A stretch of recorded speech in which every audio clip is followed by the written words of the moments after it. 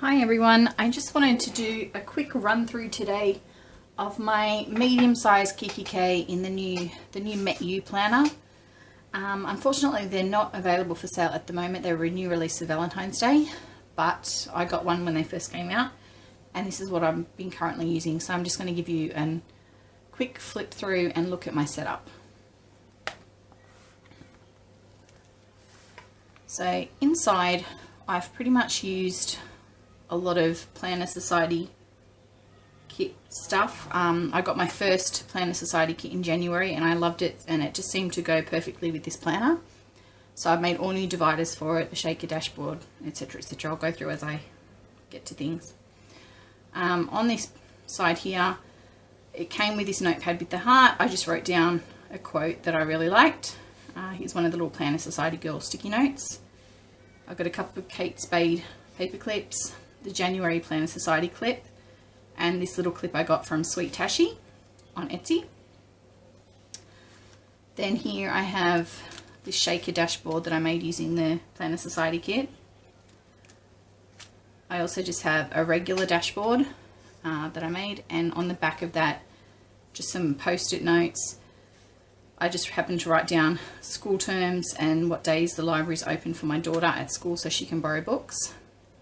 My first divider here is the monthly section.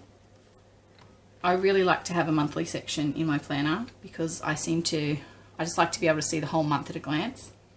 This little card was from the Met dashboard kit, so I just popped that in. This magnetic page marker is from the old Live Bright range that I absolutely loved, so I figured that kind of went with the theme of this planner, so I've put that in. Then we can open up to my month at a glance. I've pretty much kept it simple. I haven't used any stickers or anything. I've just color coded with pens.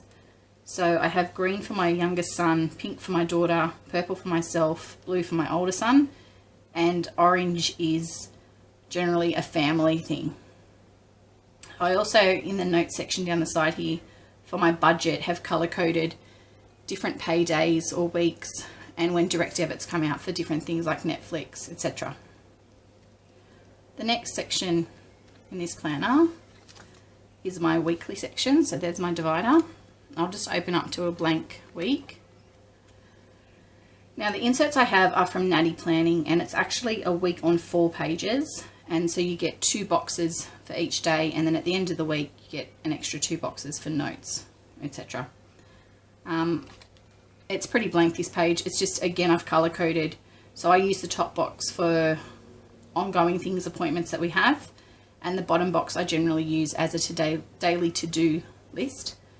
This little frog was given to me by Lenore at the Kikki.k Planner Workshop, and she basically talked to us about the, eat that frog, where you do the task that you most, how do I explain it, that you least want to do first to try and increase your productivity. So the frog is there to remind me to eat my frog every day. The next section is the to-do section. Now I have my daily to-dos in the weekly section.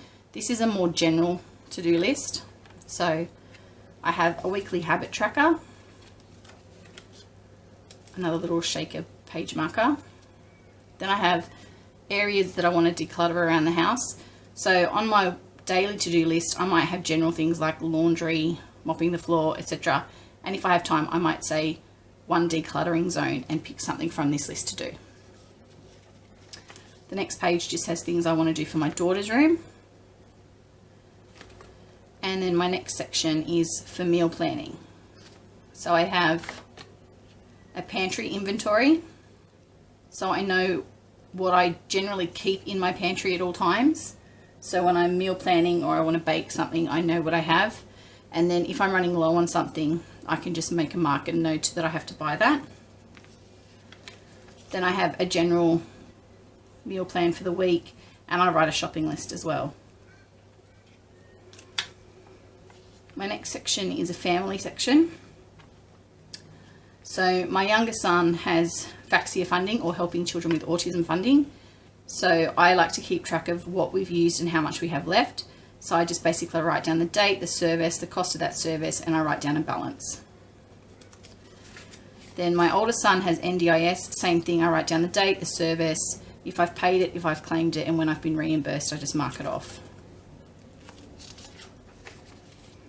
Then I have a list for my kids of things that I might need to buy. So going from summer, we're going to be heading into autumn and winter soon. List of things that they need going into the new season. So they've grown out of a lot of clothes that they wore last year. So these are some things I need to get for this season. The last section is notes. So I have movies that I want to watch, books I've read this year, Dave Ramsey baby steps that I'm trying to follow. I have a wish list. I have general note pages. So these are the Kikki.k workshops I've done and that I'm wanting to do. I also have a page which has names on it because I write down prayer points at Bible study. So I'm not going to show that page because it has people's names and things on it. But then at the back, I just get past, I have a pocket that I made using Planner Society paper. And I have the little plasticky dashboard that came in the Met You dashboard kit. I generally keep it at the back and use it as a page lifter. Then there's the notepad, which I haven't used yet, and my trusty Friction multicolour pen that I always carry with me and always use. So that is the quick flip through of my planner. I hope you guys enjoyed it, and I'll talk to you soon. Bye.